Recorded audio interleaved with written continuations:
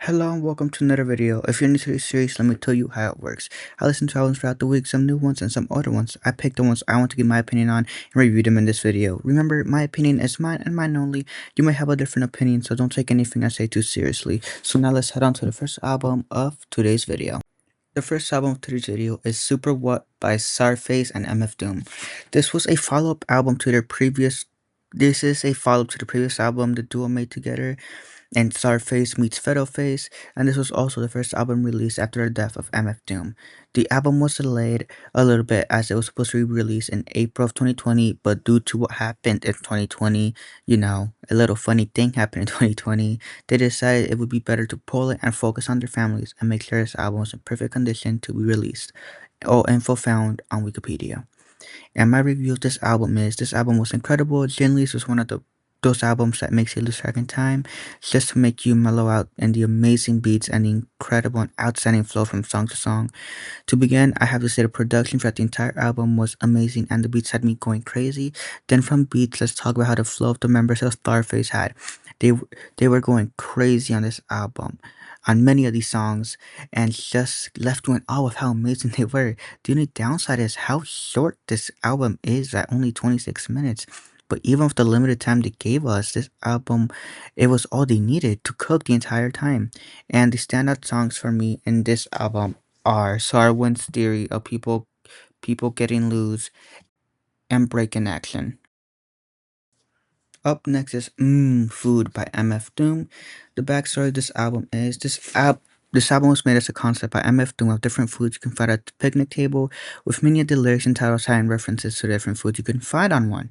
When this album came out, it was received well as an average rating of 81 through all the different reviews this album had received, all of them found on Wikipedia. Review of this album. This album had a great start with Beef Rap and Hoe Cakes, leading it to have a high bar to reach with just the first two songs of the album, and it for sure reached them. The beats were all amazing and the vocals sounded great. Also talking about the beats, there were many fun beats and calm beats, so I feel like there is a little bit of everything for everyone in this album. And my standout songs from this album are Hoe Cakes, One Beer, and Rap Snitch Snitches. Up next is It's Not You, It's Me by Kee Nola. And the backstory of this album, just like any other of the Kee Nola albums, I could not find a single thing about this album.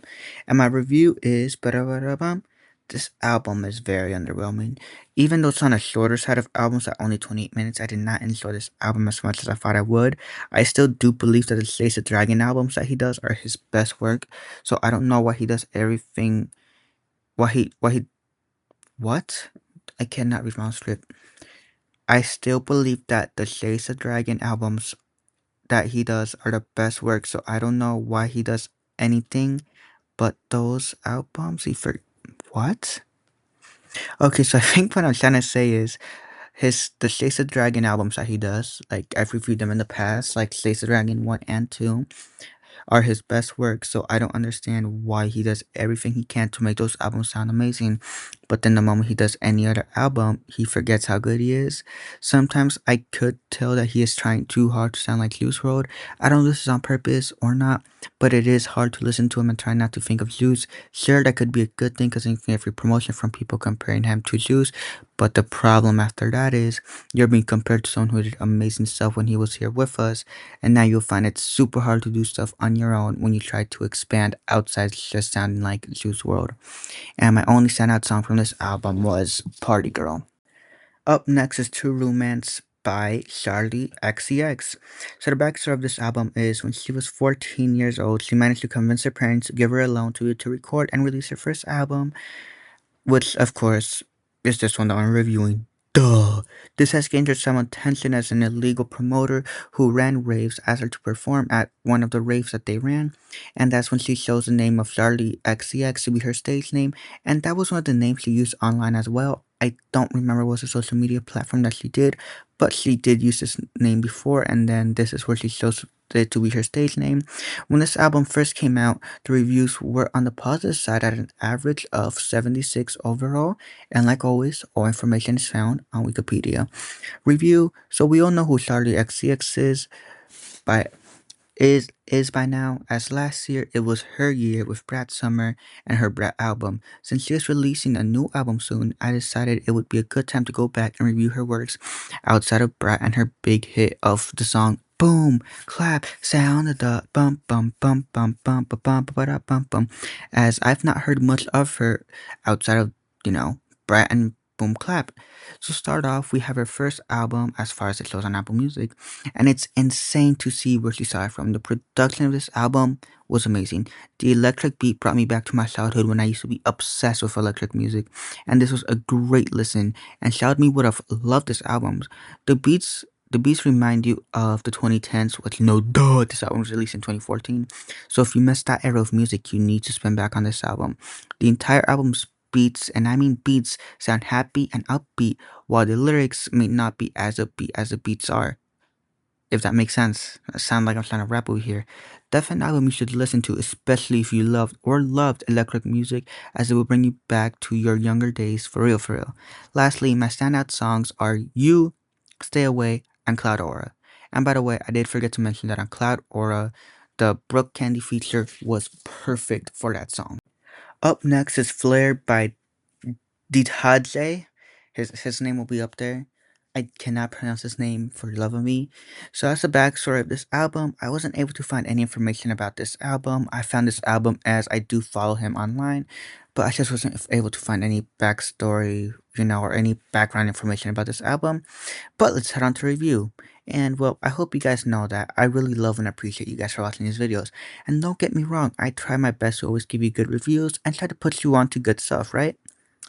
So I hate it when I hype up an artist and they drop mid. This album was highly carried by its production, so don't get me wrong, production wise, this album is good, but that's it. Nothing else makes this album worth going back and giving it a stream again. Look, don't get me wrong, his first album, it was incredible. It's a classic. So I had every single right to hype him up. And if you haven't heard his first album, go back and give that a spin, and then you'll see what I'm talking about. And also, many of my friends also enjoyed his first album, so it's not like I alone was overhyping another artist. That album was incredible. So when I found out he dropped another album that I missed, I was hyped. Not worth it though. Lyrics also didn't make any sense at all. Either they didn't match well with the beat, or they just completely fell off. And I still do, still do believe that he has a chance to be a mainstream artist one day, right? Maybe you can see him on the Billboard Top 100 one day, but this is definitely going to be one of those projects that he does not want to bring up in the future. And I do understand he was trying to be experimental, but it just didn't work out at all, man. I'm sorry. And last, and certainly not least, and the new album of the week for this video is Before I Forget by the Kid Laroi. Background of this album: the Kid Laroi teased his album when he made his surprise appearance in the National Rugby League Finals match, and he was wearing a hoodie with the original date of the album's release, which said it was supposed to be released in the middle of 2025. But after a recent breakup he had at the time, he scrapped the entire project except for one song, which led us to today, the official release of the album and a new version of what we were supposed to originally have. And review of the album. Let me get my personal feelings out the way first. When I heard this album was going to be delayed, I was a little annoyed, I will not lie to you. And even though this isn't the same version we are supposed to get last year, I'm happy we didn't get it last year. So give me a second. I lost my track of reading. So let's say this was the version that was released last year in 2025. I would have for sure had been in, it would have been a hit or miss, and it was all due to a recent breakup that I had during that time. And why does that matter? Because, well, you can tell that the Kid Laroi put everything he had and everything he felt into this album. And even though I've since moved on, it still made me think of the what if. And what I did say before, though, is what makes this album, at least for me, and now with zero skips. You can feel the emotion that the Kid Laroi put into this project. The lyrics talking, my fault. That was my dog shaking. The lyrics talking about how he wishes for better days, what he could have done different, and you sense that the Kid Laroi is he truly meant everything he said on this album.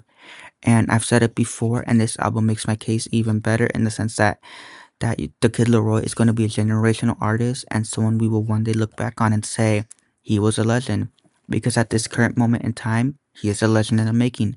His first two, I don't know, his first two albums were masterpieces, and with this one, it just makes it even better. So it continues proving that this guy's going to be a future legend.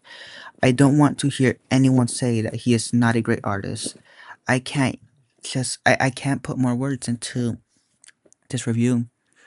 Um, so the script, I'm not gonna lie, the words are very short. I wear glasses, I'm blind. So if you don't understand, let me like try to say it again in like simpler words. This project had a lot of meaning behind it. It was a very beautiful album. If you're going for a breakup or you have not moved on from a breakup, you my dog I'm so sorry. My dog is like doing everything in his power to like ruin this. Because I don't have a proper microphone, so I'm recording this off the MacBook microphone. But this was a beautiful album. I wish that he released a vinyl version of this album, as it's a great album, incredible album, zero skips. And like I said, even though this isn't the same one we're supposed to be getting last year, I'm happy it did end up getting delayed. Because if we did get this album last year, I probably would not have liked it due to me going through a breakup at that time. And this album puts the Kid Laroi in a league of his own, and I can't wait to see what he does for his next album, which we probably won't be getting till 2027, if I'm gonna be honest with you. But of course, there are some standout songs, and the standout songs are Me Plus You, July, Come Down, A Coldplay, and Thank God. Up next, everyone's favorite part, and it's nearing the end of the video, standout albums of the week. And who is the first artist to receive the standout album of the week? Who will it be? The second week of the year? Who will be the one with the honors? And it goes to none other than CZARFACE and MF Doom with Super What. This album was incredible. Like I said, my only real complaint about this album was it being only 26 minutes. I don't know if there's a vinyl version of this album, but if there is, this will be my first MF Doom album that I own, and probably the only one. I'm considering buying food, but I'm not too sure. But this one, I definitely need this in my collection. This album was incredible, and if you've never heard this album, please, it's only 26 minutes. I know you have 26 minutes. Time will fly by with this album. MF Doom is a generational artist, and I've added Czarface to my artists of that I have to listen to, because from this album and their last album together, it just made me think, these guys are incredible, and I need to listen to these guys more often. But yeah, and now let's head on to the second standout album of the week. And the second one to receive the standout album of the week for this video is, and if you couldn't tell by the glaze earlier in the video just a couple minutes ago, is Before I Forget by the Kid Laroi. So this album, like I said, it was incredible. So I ended up staying to like up till like 1:40 in the morning listening to this, because I was listening to another album that's also in this video. I was up late reviewing that album when this dropped, so I ended up having to delay listening to this, but man, it was worth it. Like I said, if this album was released during my breakup season last year, I for sure probably wouldn't have liked this album as much. For sure would have connected it, would have felt it more personally, a lot more than I do now. But a great album, 100% recommendation. The Kid Laroi is a legend in the making. He is in a league of his own. He's incredible, and he's just someone that deserves everything that he works for. And I hope he continues making great albums like this. I hope that he releases a vinyl version of this, because I would definitely buy it. And if he doesn't, I might have to buy a bootleg version, just because how much I enjoyed this album. I know he did release CD versions. I don't really like collecting CDs though. I do have a CD player and I do have a couple CDs, but I prefer vinyls. But yeah, this was another great album, right? Super What by CZARFACE and MF Doom, Before I Forget by the Kid Laroi, if you're gonna check out any album of these videos, check out these two. Oh, and the length time for before I forget is 46 minutes if I'm remembering correctly. Or hold up, I'm opening up Apple Music. We're doing it. We're opening up Apple Music, and the length is 45 minutes. Damn, I was off by 1 minute. Damn, that's so annoying. All right, but yeah, that's it. And now let's head on to everyone's favorite time, yap time. And just like that, we're in yap time. So two things. I'm editing this, recording this, and final things on the night of. It's Monday midnight, but this video should be getting released 9 or 10 a.m. on Monday. So, thank God for a safety net. So, this video was I should have had this recorded, edited, done Saturday, but what happened was I got sick with food poisoning. I became lazy, and then I just didn't do anything. Then I was trying to edit this on, so I use two apps. I use CapCut and Premiere Pro. CapCut is mainly so I can transfer the USB, the PlayStation footage onto the USB. Then I have to use CapCut to be able to open it up on my MacBook, then pass it over to Premiere Pro. So what happened in Premiere Pro is it kept bugging out. It wouldn't allow me to record my audio. It just would not allow me to type text. And I was very close to just scrapping this video. But you know what I did? Discipline. So I was like, you know what? No. Let me give CapCut a chance. I don't want to use CapCut because apparently like their terms of service say if you use to edit on their platform, your videos also technically belong to them. But I did it. It worked simply. I was able to edit it. Here we are. I'm talking to you. I'm recording this off CapCut. So going forward, I'm canceling the Premiere Pro membership and I'll just get the membership for CapCut. That's what I'm gonna do. This was so much more easier to use. I spent like an hour trying to edit, right? Just the first album, Super What. And in less than 30 minutes, I managed to get the entire video out on CapCut. So I'm going to use what's easier for me, even though I know Premiere Pro is probably a billion times better. It's just better for me because at the end of the day, what happens is I'm recording, editing, writing the script, doing the thumbnails, all of that on my own. And then obviously I'm not making money from YouTube, so I still have my real job. And then I'm trying to go to the gym this year because new year, new me, baby. So I'm having to fit time into that. But I'm starting to get the balance of things. The only main issue was Premiere Pro not working. I probably could have been done with this 30 minutes ago if I just went CapCut first. And two, if you guys heard a lot of wind in the background, it's super windy in my area for some reason. It sounds like a tornado's running through the neighborhood. So if you hear a lot of wind, that's on me. Well, no, it's not on me. That's on New York weather, right? But there's nothing I can do about it. And if you heard my dog moving around, I use some microphone. I actually don't know if it's recording off the MacBook microphone or the Skull Candy headphones microphone. It's picking up audio from somewhere, and I've heard the audio, and it sounds just fine. But yeah. Oh, so this footage, I did my best to use footage that didn't see before. But pretty much what happened is I recorded footage, but because I forgot to click end recording, the recording didn't end. It didn't save.